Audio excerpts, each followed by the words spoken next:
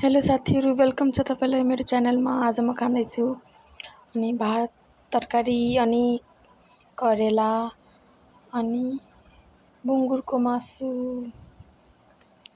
खान लाग्छु। अनि बुङ्गुरको मासु मैले ड्राई रोस्ट गरेछु अनि त्यससित खानको लागि लसुन अनि खुर्सानी निम्बु हालेर एउटा चटनी बनाएको छु। अचार अनि चटनी जस्तो बनाएको छु अनि त्यही बुङ्गुरको मासु खान लाग्छु। मैले आज धेरै दिनपछि खान लाग्छु। नेपालको जस्तो मिठो त छैन तर ठिकै छ। अनि खान लाग्छु मैले भात अनि आज बुङ्गुरको मासु खाऊँ भनेर खान लागेको अनि ठिकै थियो।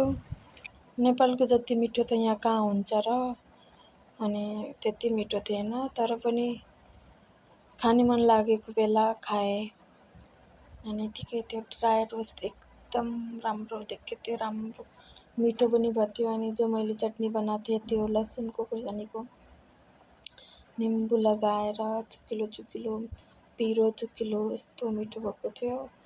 अनि मैले खाँदैछु, गम गम गम दामी भएको थियो अनि भोक पनि लागेको थियो अनि खाँदैछु म।